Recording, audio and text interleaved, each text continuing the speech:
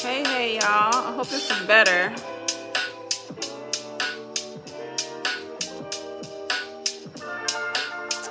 I hope this is better, y'all.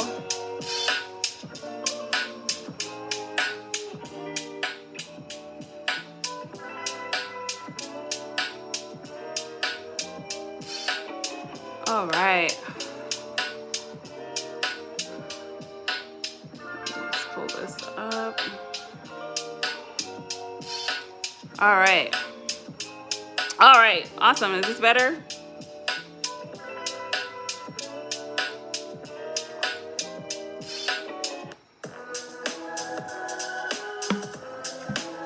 All right.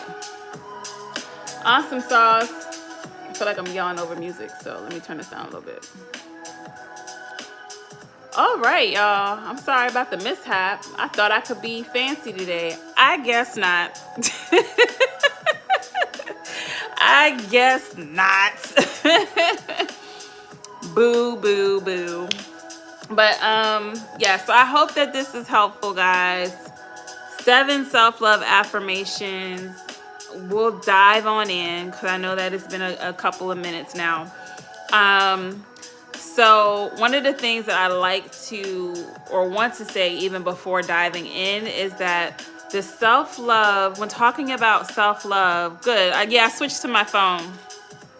Turn it down a little bit. Yeah, I switched to my phone because so for some reason my laptop was not acting right. Okay, awesome. Is this better?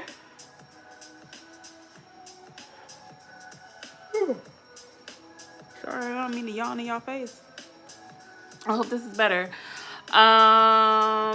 Okay, so I kind of took a step back from talking about self-love. One because I feel like people are oversaturating the self-love conversation. I feel like, so that's kind of like why I took a break from it. I just wanted to talk about other things. Because I feel like it's just saturated on social media.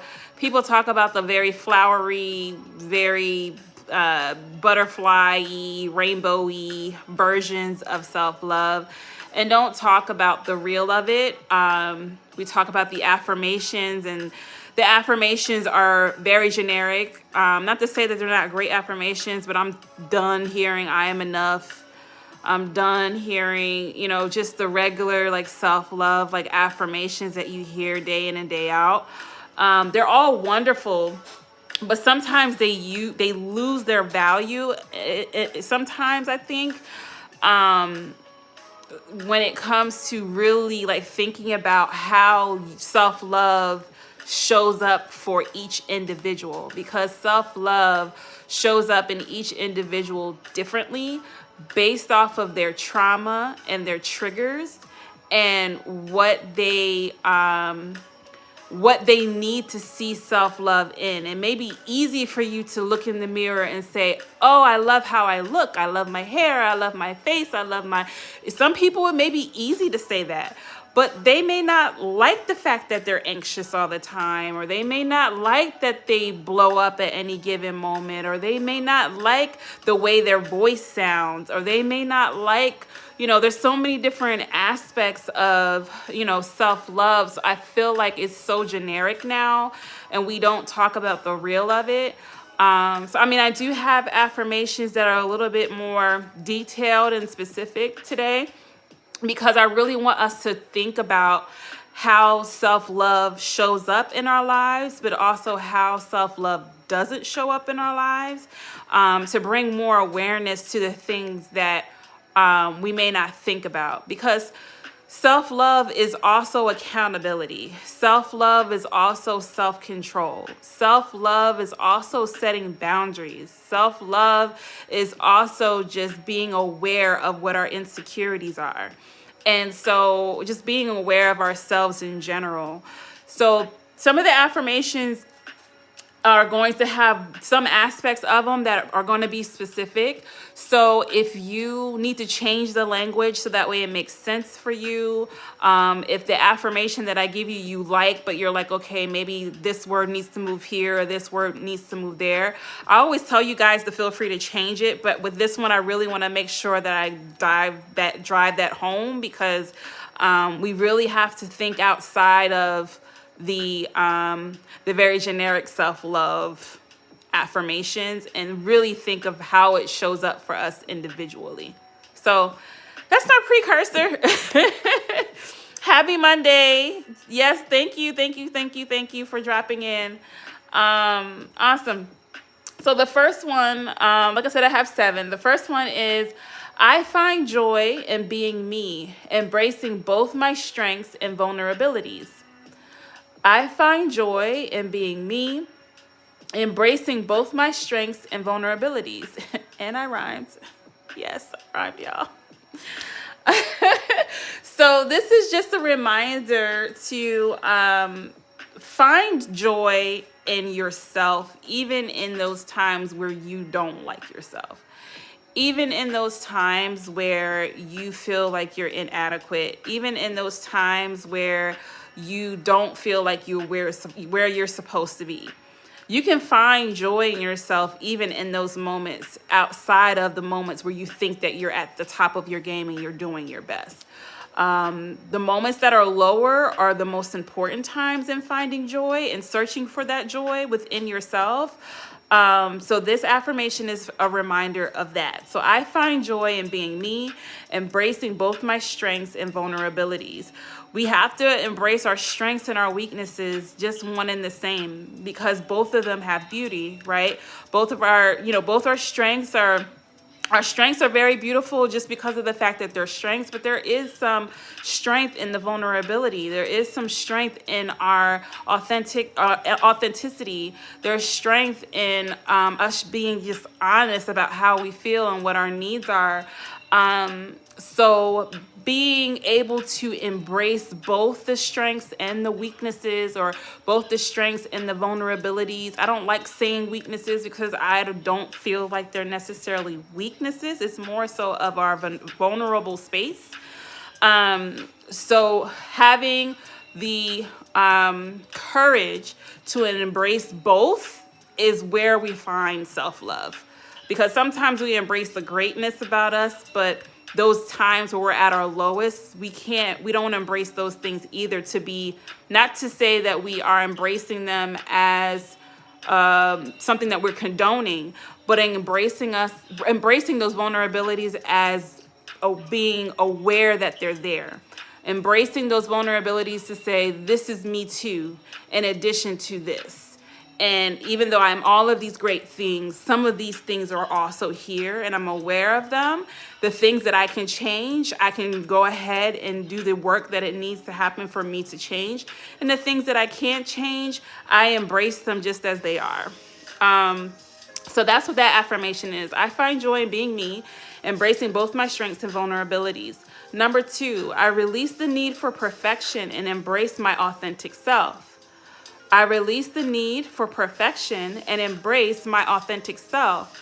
So some of the times they're kind of one and interchangeable, but this one's a little bit more specific as far as like perfection. I release the need for perfection. A lot of times we have a hard time of loving ourselves because we feel like we have to be this specific standard. And if we are not at this specific standard all of the time, because there are times when you may be meeting that standard, right? But if we're not at that standard all of the time, that's why we're not able to love ourselves in that moment. That's why in the beginning I was talking about finding joy in those times where we aren't too happy with where we are. And that's a part of that perfection, or that perfectionist mentality of, I need to be this way, I need to be doing this, and if I'm not this way or not doing this, then I am inadequate. And that's not the truth. So I release the need for perfection and embrace my authentic self. embracing, again, talking about those vulnerabilities and those strengths, embracing all of that instead of picking and choosing what we want to embrace about ourselves. Because ultimately, in the humanistic, in our human natures, we're going to embrace the things that we like, right? We're going to embrace the strengths. We're going to embrace the beautiful things about ourselves. We're going to embrace those things, or the things that we think are beautiful, because all of us are beautiful, and all of what we are is beautiful. But we're going to embrace those things that we see as perfect, or things that we like, versus us embracing all of us, embracing all of our quirkiness and our weirdness, and the weird things that we may say, or embracing everything, embracing the secondhand embarrassment. I'm a big secondhand embarrassment person. So just embracing that that's just a part of who you are, and just releasing the need for things to be perfect. So that was number 2. I release the need for perfection and embrace my authentic self. Number 3, I confidently express my needs without fear, knowing that my voice is worthy of being heard. I confidently express my needs without fear, knowing that my voice is worthy of being heard. Stop shrinking yourself, really. That's really all that's saying. Stop shrinking yourself in environments. Because a lot of times, depending on the environment, and the environment could be an actual place or a people, based on the environment, we adjust who we are based on who's around us. And then we also adjust how we express our needs, or if we express our needs, based off of the environment. Where self-love is confidently expressing our needs and without fear. And even if you do feel the fear, you just do it anyway, right? Because being fearless, I don't feel like is actually fearless per se. Sometimes we say, oh, be fearless, or I am fearless. It's not about being fearless. It's more so of feeling the fear and pushing forward past that fear and doing what you wanted to do or what you need to do anyway. So it's all about making sure that we're not shrinking ourselves based off of our environment, and confidently expressing our needs to other people, but then also knowing that your voice is worthy of being heard. And that's the part that I want to hone in on. Your voice is worthy of being heard. Just because sometimes we think of ourselves in a certain way. We're like, oh, well, I'm not this type of person, or I'm not that type of person, or I'm not great at articulating myself all of the time, or I'm not, great at, all of these different things. So I kind of hide and shrink myself, and I'm not even worthy of being heard. But this is just a reminder that you are. What is the topic for this YouTube channel? The topic for the channel is I'm a certified meditation coach. So most of the videos on our channel is meditations. I do variations of them. I'm more of an affirmative meditation coach versus it being a fully spiritual one, if that makes sense. So I am Christian-based, so there's Christian-based meditations, but the rest of my meditations are strictly on more affirmative, self-love, peace, just kind of thought-provoking meditations. So I hope that answers your question. Okay, great. Awesome. Thank you so much for joining.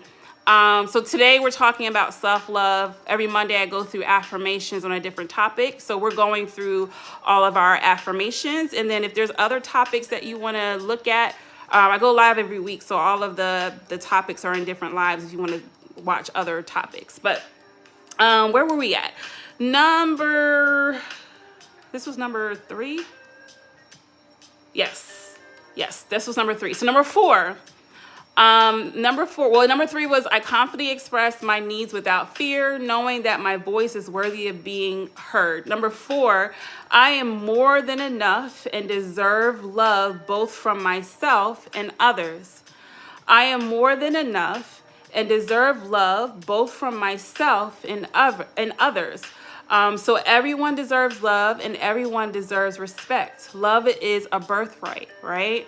So understanding that love is definitely, well, yes, self-love definitely can be mixed up with selfishness. And a lot of times self-love can turn into selfishness at a certain point. So it's a matter of having a balance of empathy and sympathy and understanding and grace for other people, but also being able to turn that inward to yourself. So making sure that self-love isn't evolving into narcissism, or self-love isn't evolving into ego or pride, but making sure that we take care of ourselves and we guard ourselves, we guard our hearts, right? But also making sure that we leave space for other people to receive understanding and empathy. We can't help other people if we don't help ourselves. It's kind of like they tell you on the plane to put your mask on first before you put the mask on other people. If I can't breathe, how can I help you to breathe, right? So I have to learn and understand how I breathe first. And then once I get my breath right, then I can teach you how to breathe. So it's all kind of goes in hand. And but yes, you're right. We have to make sure that it doesn't evolve into selfishness, because it definitely can if we don't take, and it also can evolve into, what's the word? It just left me. It can also just kind of evolve into, like, I feel like I'm entitled. That's the word I was looking for. It can evolve into entitlement versus it being just a way to guard and love ourselves. The map is not the territory. Yeah, see, there you go. There you go. Now you cooking. Awesome. So where was I? I am more than enough and deserve love, both from myself and others. So yeah, just understanding that love is a birthright, right? When we're born, that means that we're automatically deserving of love. When you think about when a child is born, it's always, and not always, because we do have situations where people give up babies or whatever, but ultimately, when a child is born, you automatically want to just hold the baby and rock the baby and give it so much love and support and talk to the baby, even if it's not a baby, right? It could be, your baby, it could be a niece or a nephew or a friend's child. But even I know myself, when I see babies out at Target walking, I'm like, oh my gosh, the baby is so cute. So it's like love is a birthright, and it's given as soon as you start life. So understanding that you're deserving of love, you're deserving of respect, and you don't have to tolerate situations where you feel people are making you feel inadequate, or you yourself is making yourself feel inadequate. So understanding I am more than enough and deserve love, both from myself, which is key, and others. Sometimes we love on others more than we even thinking about ourselves, right? So it's like, yes, it's definitely great to show empathy and understanding and to love others, and to even sometimes, depending on, in certain situations, sacrifice ourselves or show a sacrifice to love other people. But it also, we have to take the chance or take the time to love on ourselves as well, especially in situations where our mental capacity or our mental well-being is not in the best space. So I am more than enough and deserve love, both from myself and others. Number 5, I celebrate my uniqueness and recognize the beauty in my individuality. I celebrate my uniqueness and recognize the beauty in my individuality. So self-acceptance, self-appreciation, positive self-imagery, just making sure that we bring ourselves back to, when we are thinking of those things that are unique about us, finding ways to celebrate those things versus it being just a really hard or horrible thing about us, if that makes sense. So, for example, if you find yourself often anxious, right?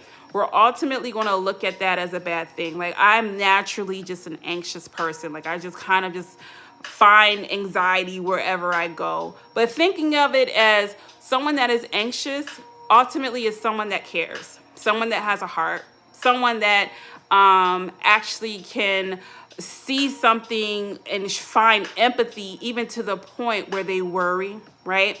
So now worry isn't a good thing in technically, right? But if you think about where worry comes from, it's a form of care.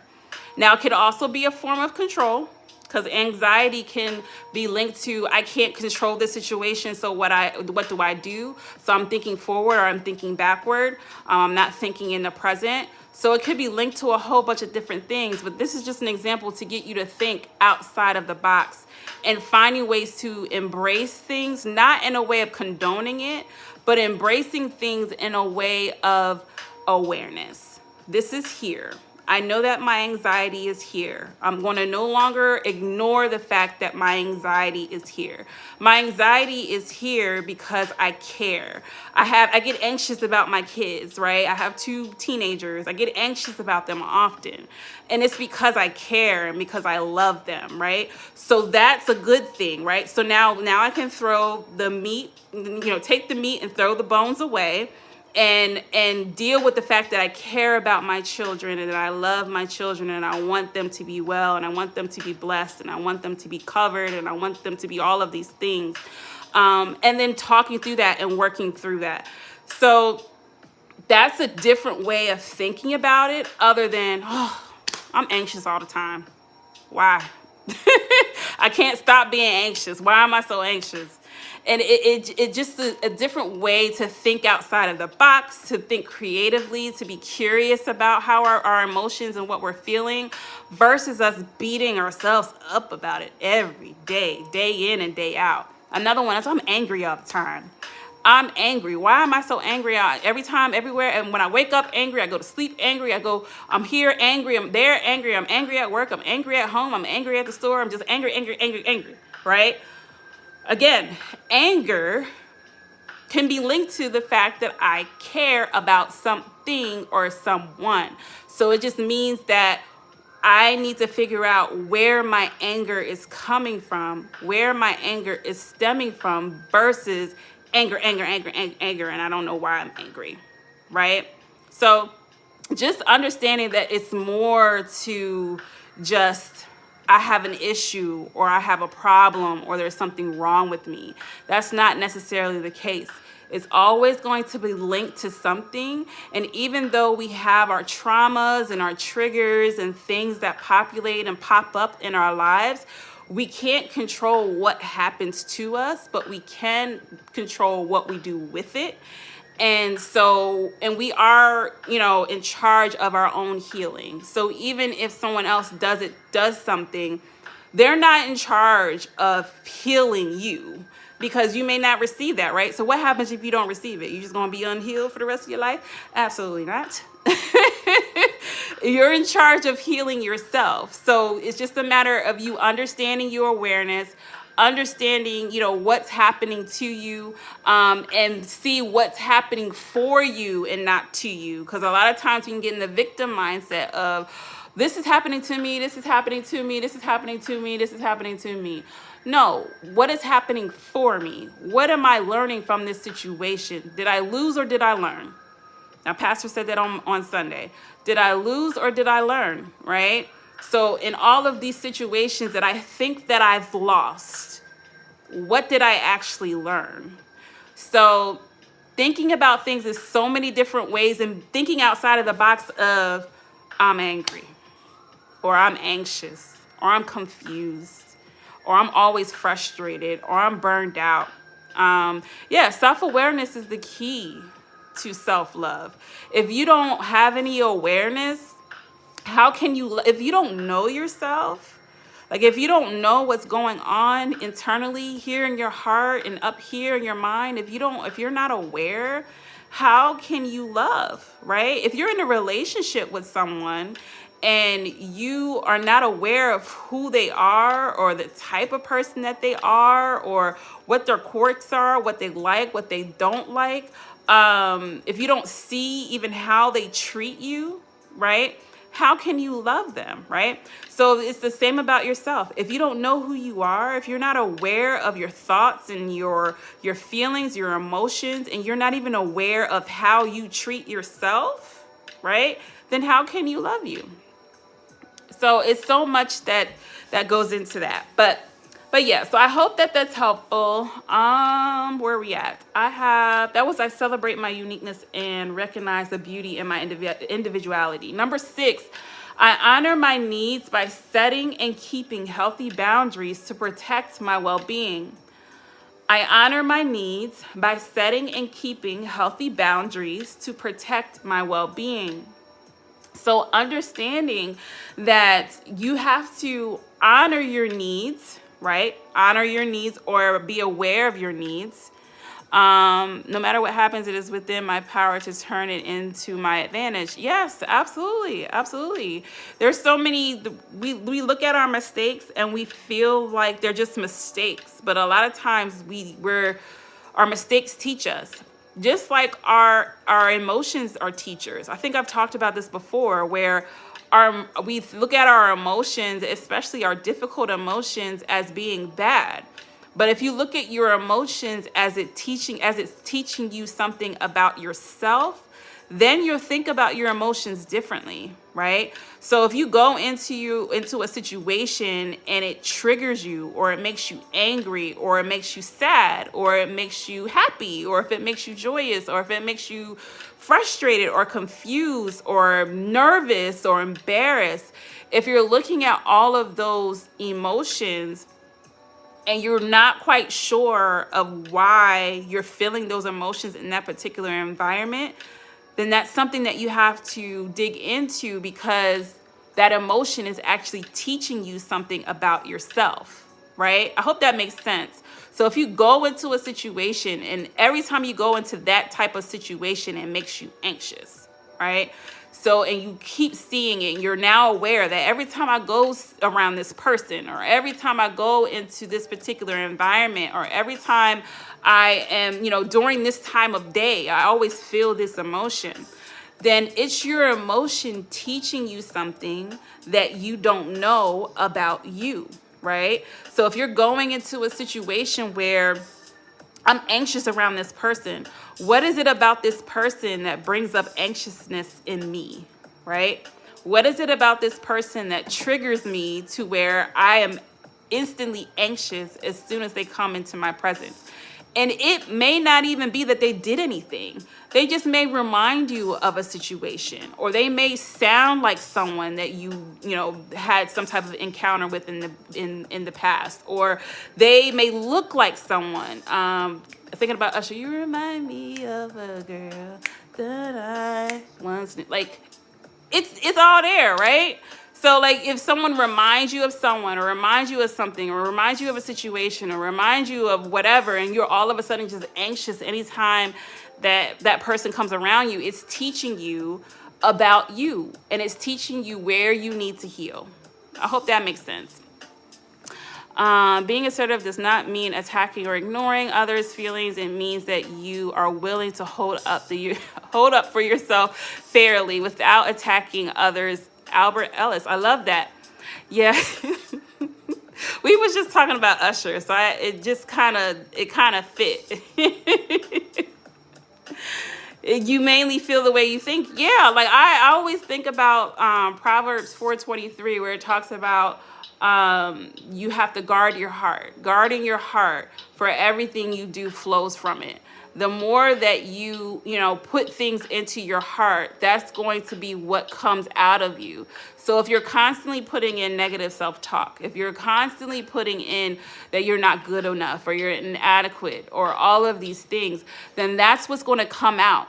How does it come out? It comes out as self-sabotage. It comes out as anger. It comes out as depression and sadness. It comes out as confusion. It comes out of displaced anger.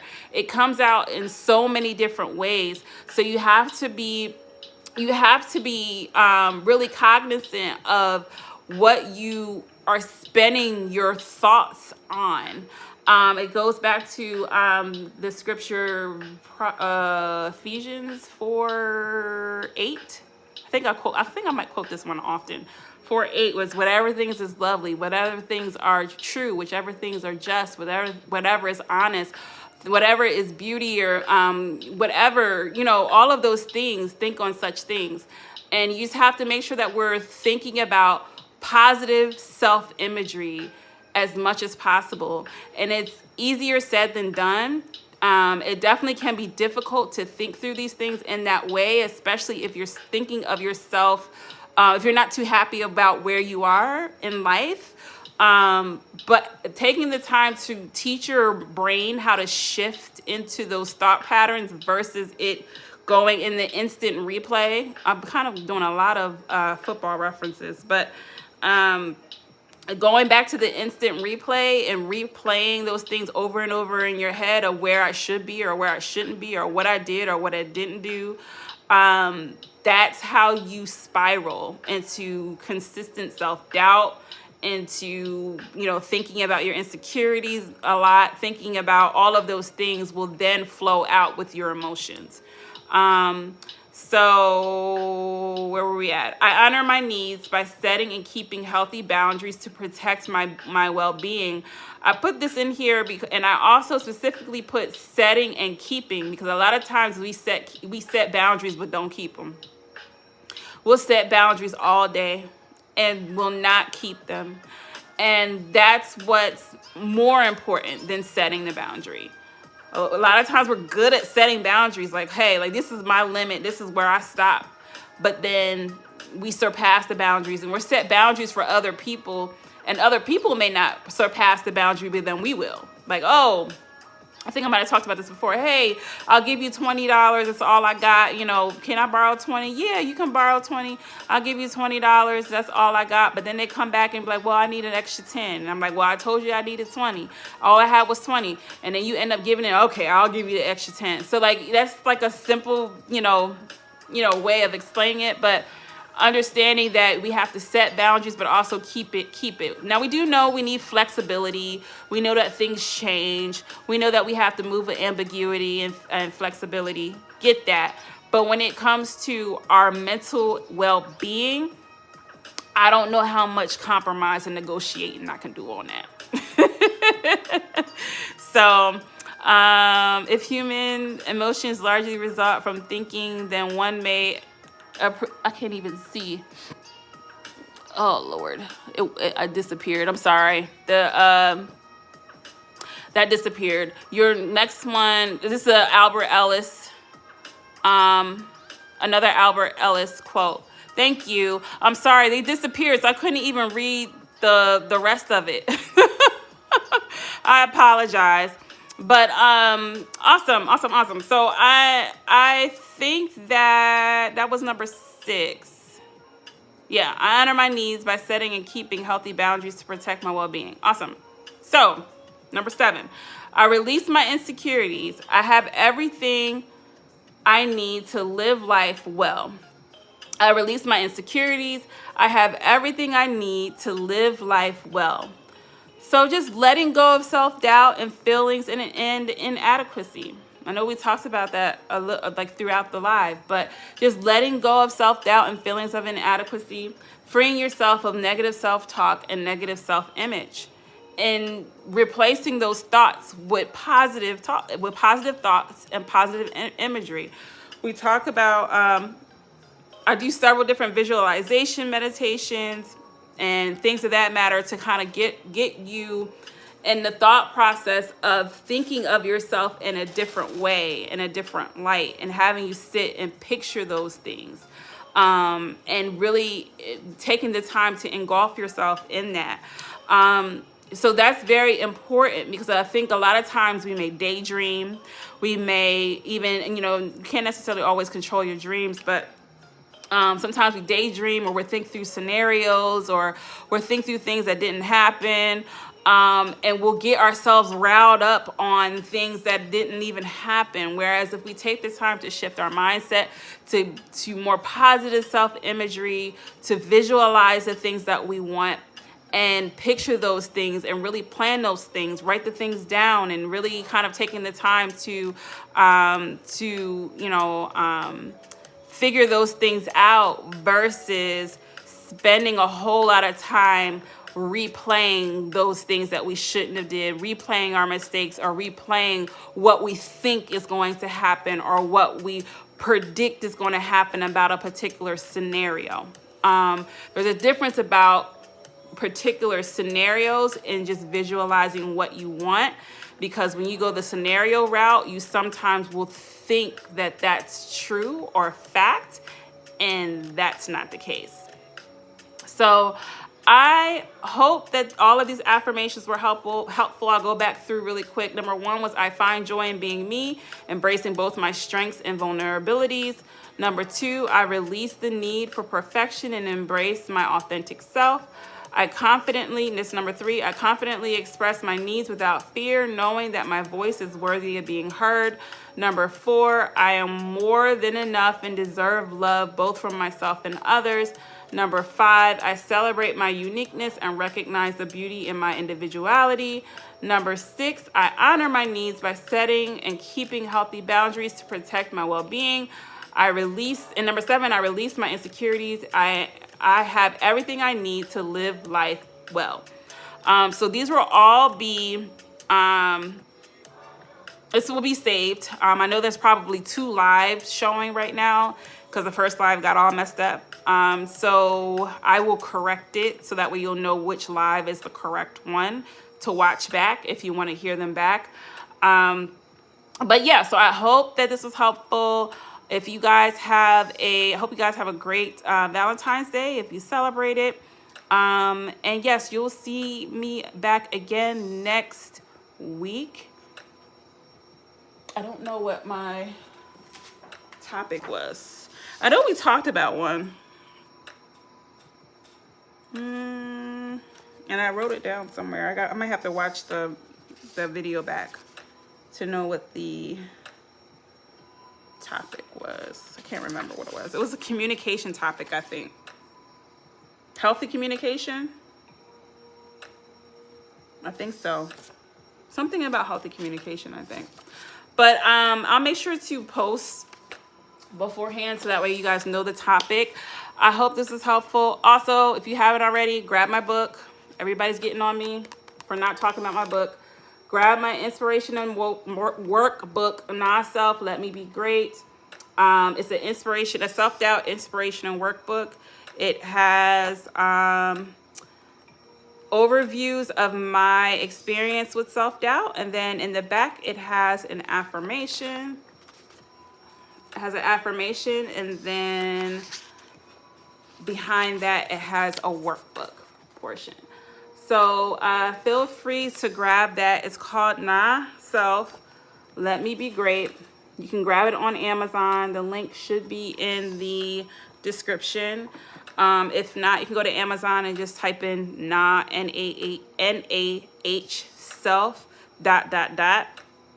And it should pop up. It does have a matching journal that's just like an empty journal, or you can do the workbook. So feel free to grab that.